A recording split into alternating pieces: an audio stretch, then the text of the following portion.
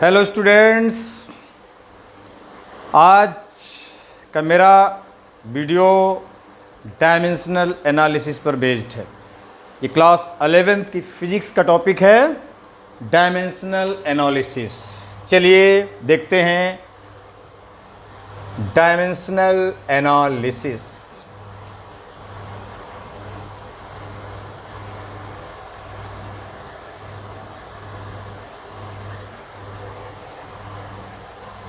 इस टॉपिक को समझने के लिए सबसे पहले हमें fundamental quantities and their units जानना है, क्योंकि अगर हम ये समझ जाएंगे तो इस टॉपिक को समझने में बहुत दिक्कत नहीं होगी, बहुत आसानी से समझ में आ जाएगा। चलिए देखिए,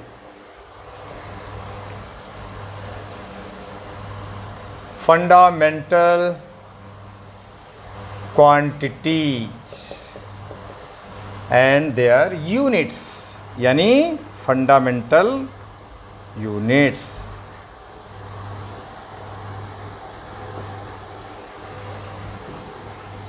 All of you know there are 7 fundamental quantities.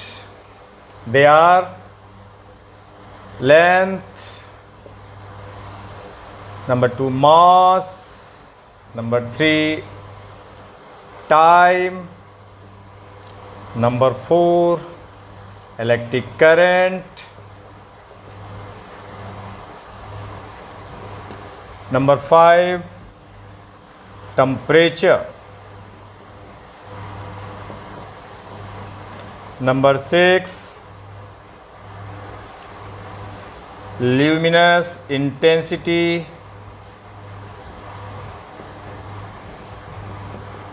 और ये लास्ट हमारा है amount of substance.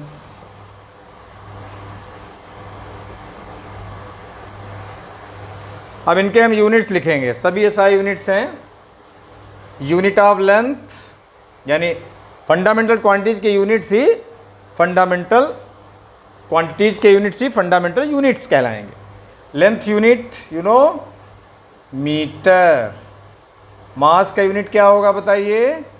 Kilogram. Time का क्या रहेगा? सेकेंड। करंट का बताइए? एम्पियर। सभी बच्चे जानते हैं।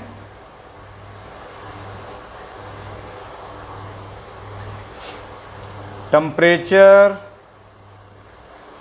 Kelvin. Luminous intensity candela. Amount of substance mole. ये रहे फंडामेंटल यूनिट्स, इसे जान लीजिए। अब ये फंडामेंटल जो यूनिट्स हैं, इनकी हेल्प से अदर यूनिट्स भी बनते हैं, जिन्हें हम लोग कहेंगे डिराइव्ड यूनिट्स। तो कुछ डिराइव्ड यूनिट्स हम लोग देख लेते हैं, क्योंकि ज़रूरत पड़ेगी। चलिए देखते हैं। इसको रब कर दूं।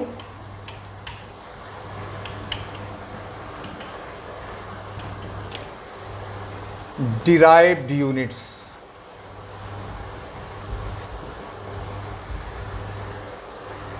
डिराइव्ड यूनिट्स में जैसे हम सबसे पहले एरिया देखते हैं।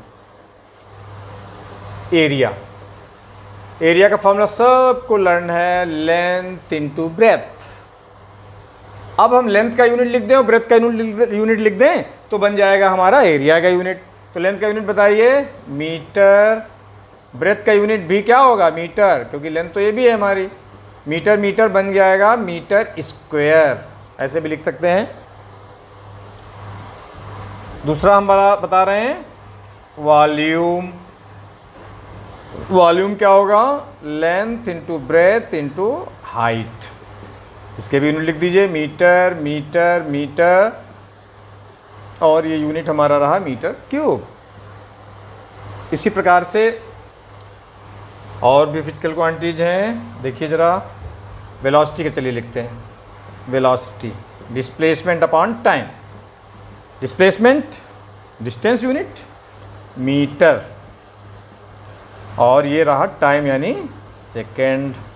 यूनिट बन जाएगी मीटर अपॉन सेकेंड या मीटर पर सेकेंड।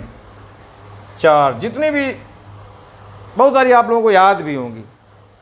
अभी जैसे मैं डेंसिटी की बात करूं, क्या होता है? मास अपॉन वॉल्यूम। सबको फॉर्मूला याद है? नहीं याद हो तो याद कर लो, बहुत काम आने वाला है हमारे इस चैप्टर के लिए, इस हमारे टॉपिक के लिए। मास यूनिट किलोग्राम, वॉल्यूम का यूनिट अभी अभी निकाला है मीटर क्यूब, बन गया किलोग्राम पर मीटर क्यूब। इस प्रकार से आप कोई भी यूनिट फाइंड कर सकते हो, किसी भी फिजिकल क्वांटिटी का यूनिट फाइंड कर सकते हो with the help of fundamental units. अब आप लोग निकालिएगा, बहुत आसानी से निकाल लेंगे। इसी प्रकार से फार्मूला लिखिए और रिलेटेड क्वांटिटीज के यूनिट लिखने के बाद बना सकते हैं। अभी जो हमारा टॉपिक है, अब हम इस टॉपिक पे चलते हैं। डायमेंशनल एनालिसिस में ये डायमेंशनल फार्मूला क्या होता है एंड डायमेंशंस, एंड डायमेंशंस ऐसे लिख दीजिए।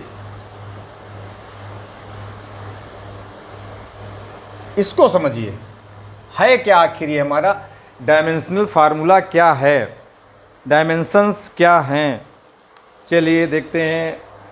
देखिए, every physical quantity has units which we can write in terms of fundamental units। आप जैसे सपोज फोर्स का यूनिट मैं लिख रहा हूं, force equal to mass into acceleration. सभी बच्चे जानते हैं मास का यूनिट होता है किलोग्राम और एक्सेलरेशन का मीटर पर सेकेंड स्क्वायर। आप ध्यान दीजिए, इसमें जो फोर्स का यूनिट है, force is a physical quantity, और इसका जो यूनिट आया किलोग्राम मीटर पर सेकेंड स्क्वायर, यानी फोर्स का यूनिट हमने लिख दिया in terms of fundamental units.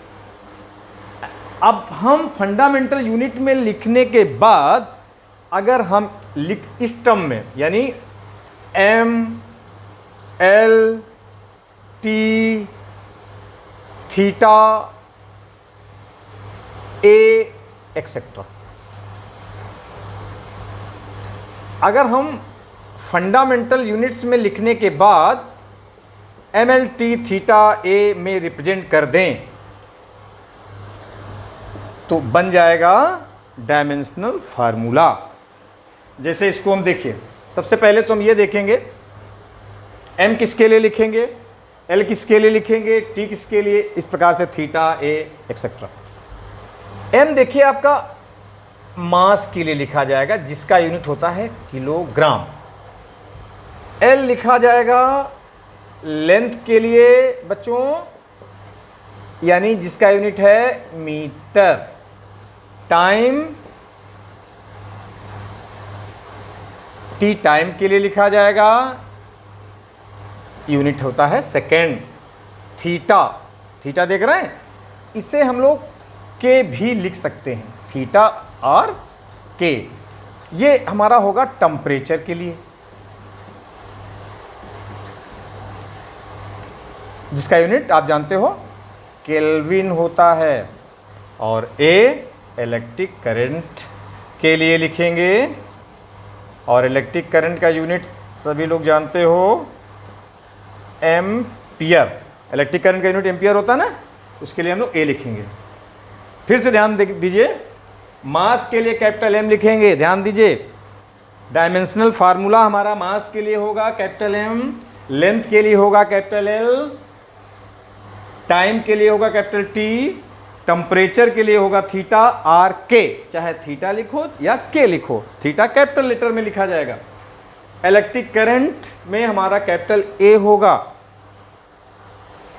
अगर ये ध्यान रहता है तो आसानी से आप लोग निकाल ले जाओगे डायमेंशनल फार्मूला, किसी भी फिजिकल क्वांटिटी का डायमेंशनल फार्मूला निकाल पाओगे।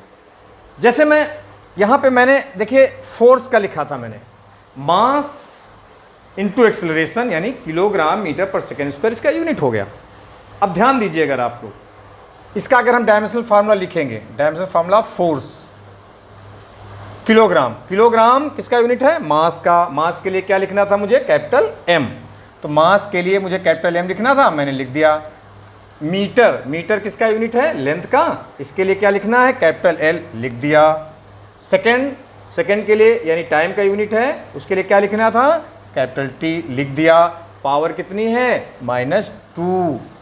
अब ये एक साथ जब हमने लिख दिया, this is the dimensional formula of force. चलिए देखते हैं आगे। कुछ कुछ समझ में आया होगा, ज़्यादा ज़्यादा समझते हैं। कुछ कुछ समझ में आया, ज़्यादा ज़्यादा समझते हैं। चलिए देखिए, लेकिन इसे ज़रूर ध्यान रखना। अभी जो मैंने बताया, mass capital M, time capital T, length capital L, current electric current capital A, temperature के आर थीटा। ये इनसे ही हमारा काम चल जाएगा। लगभग 90% डायमेंशंस हमारी डायमेंशनल फार्मूले इन्हीं से बन जाएंगे। चलिए लेते हैं हम लोग अब ज़्यादा ज़्यादा समझते हैं। सबसे पहले हम लोग लाते हैं एरिया को। एरिया का फार्मूला लिख दीजिए। जिस भी फिजिकल क्वांटिटी का हमें डायमेंशनल फार्मूला चाहिए, सबसे पहले उसके फार्मूले को हम जानेंगे और फिर आसानी से लिख पाएंगे। एरिया के लिए देखिए, जैसे एरिया का फार्मूला क्या होता है? Length into breadth.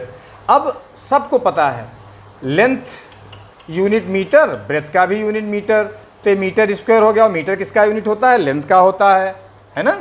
लेंथ का मीटर होता है ना यूनिट। तो मीटर के लिए हम लोग क्या लिखेंगे? Capital L. तो कैपिटल एल लिख दिया। पावर 2 है तो पावर 2 लगा दिया, तो बन गया एल स्क्वायर। इसे हम इस प्रकार से भी लिख सकते हैं, m power 0, l power 2, t power 0, ऐसा भी लिख सकते हैं। ये हमारा डायमेंशनल फार्मूला हो गया एरिया के लिए। इसी प्रकार वॉल्यूम का लिखते हैं सभी लोग। अब वॉल्यूम का आसानी से लिख ले जाओगे। फार्मूला बताइए, LBH, सभी जानते हैं LBH। सबके यूनिट जानते हैं, लेंथ का भी यूनिट मीटर, ब्रेथ का भी मीटर, हाइट का भी metre, metre metre metre metre metre metre यानी मीटर क्यूब। और मीटर के लिए हम लोग कैपिटल एल लिखते हैं, पावर 3 तो पावर 3 लगा दिया। इसे हम ऐसे भी लिख सकते हैं, m power 0, l cube t power 0। देखिए कितना आसानी से निकाल पा रहे हैं आप लोग। चलिए कुछ और देखते हैं। थर्ड, स्पीड और वेलोसिटी दोनों का सेम होगा, बिकॉज सेम यूनिट है। डिस्टेंस, डिस्प्लेसमेंट, देखिए डिस्प्लेसमेंट और डिस्टेंस अपॉन टाइम, ये हमारा फार्मूला हो गया। डिस्टेंस का यूनिट मीटर, टाइम का सेकेंड। अब देखिए अब डायमेंशनल फार्मूला लिख दीजिए, डायमेंशनल फार्मूला ऑफ स्पीड या वेलोसिटी। क्या बनेगा? मीटर के लिए क्या लिखोगे? लेंथ यानी कैपिटल एल, टाइम के लिए कैपिटल टी, क्योंकि सेकेंड बाई टाइम का यूनिट होता है ना, सबको जो आप पता है, तो आसानी से आप लोग जान जाओगे। सेकेंड के लिए कैपिटल टी। अब टी को ऊपर ले आओ, पावर कितना हो जाएगा? -1, एल टी -1। इसे बताओ और क्या लिख सकते हो? m पावर 0, l पावर कितना है? 1, t पावर -1। ये रहा हमारा डायमेंशनल फार्मूला स्पीड का। देखिए कितना आसान हो गया, सब लोग समझ रहे हैं। अभी हम देखते हैं एक्सीलरेशन को, देख लेते हैं। एक्सीलरेशन सभी जानते हैं, rate of change of velocity is called acceleration, change in velocity upon time interval. अब देखिए डेल्टा वी यानी velocity unit metre upon second, और ये टाइम है डेल्टा टी, इसका भी सेकेंड, तो बन जाएगा मीटर अपॉन सेकेंड स्क्वायर। अब आप सेकंड को ऊपर लाओ तो मीटर पर सेकंड स्क्वायर आ गया। अभी अब डायमेंशन फार्मूला लिखिए ऑफ एक्सेलरेशन। बताओ भाई मीटर के लिए क्या लिखोगे, एम के लिए क्या लिखोगे मीटर के लिए, एल। तो यहाँ लिख दीजिए कैपिटल एल, टाइम सेकंड है ना, टाइम लिख दीजिए टी माइनस 2। तो देखिए कितना आसान हो गया, सब समझ रहे हो। चाहो तो यही लिखा रहने दो, और बहुत अच्छा मन करे तो m power 0 l power 1 t power minus 2 भी लिख सकते हो। फिफ्थ देखते हैं, अगला डेंसिटी के लिए चलिए देख लेते हैं। डेंसिटी का फॉर्मूला बताइए सभी लोग, आता होगा density equal to mass upon volume. देखिए मास, ध्यान दीजिए, मास के लिए यूनिट किलोग्राम है, यूनिट आप लिख दीजिए पहले, यूनिट इसका किलोग्राम हो जाएगा। वॉल्यूम का यूनिट जानते हो मीटर क्यूब, क्या बन गया, किलोग्राम पर मीटर क्यूब। देखिए किलोग्राम पर मीटर क्यूब, किलोग्राम के लिए मास का यूनिट है तो कैपिटल एम लिख दीजिए, कैपिटल एम हो गया। और मीटर क्यूब, मीटर देखिए लेंथ का है, एल लिखेंगे, एल लिख दीजिए -3, अलग अलग लिख करके लिख दो या एक साथ भी लिख सकते हो। तो बन गया ml-3 और ml-3 t पावर 0। चाहो तो लिख दो, नहीं ऐसे लिखा रहने दो। चलिए सम मोर फिजिकल क्वांटिटीज, थोड़ा सा अलग टाइप की फिजिकल क्वांटिटीज ले लेते हैं। इसको रब कर दीजिए।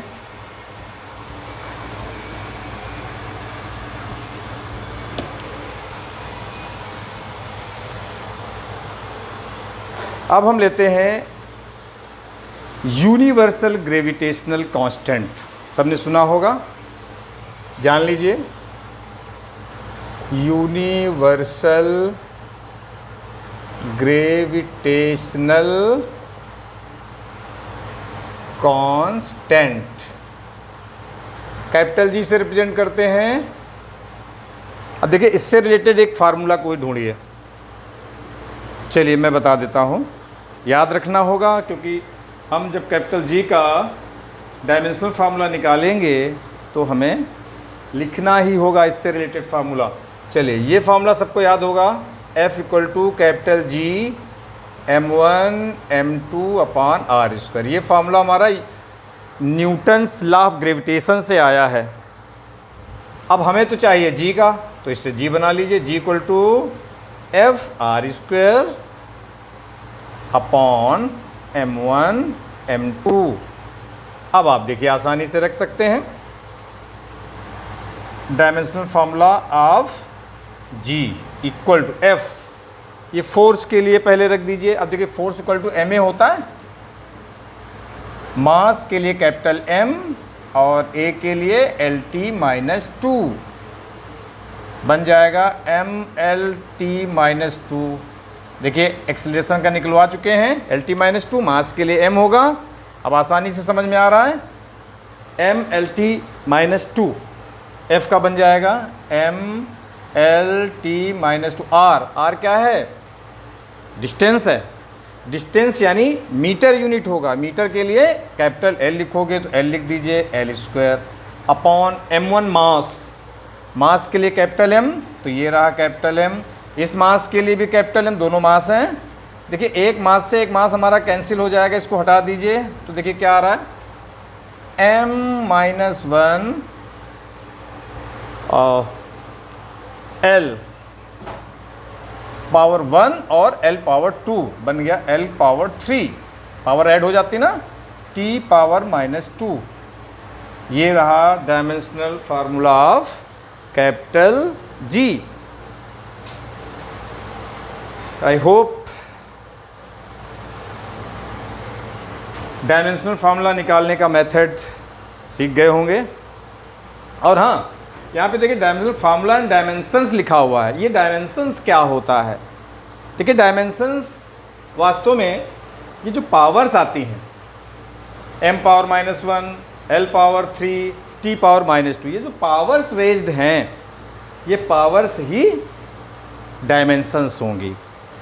तो dimensional formula and dimensions, dimensional फार्मूले के लिए हम लोग क्या करते हैं, MLT के फॉर्म में रिप्रेजेंट करते हैं, और उनकी जो पावर्स रेज्ड होती हैं, जैसे इसमें m पावर -1 है, L पावर 3 है, T पावर -2, ये जो पावर्स हैं इसे हम लोग डायमेंशंस कहेंगे। These powers are called dimensions.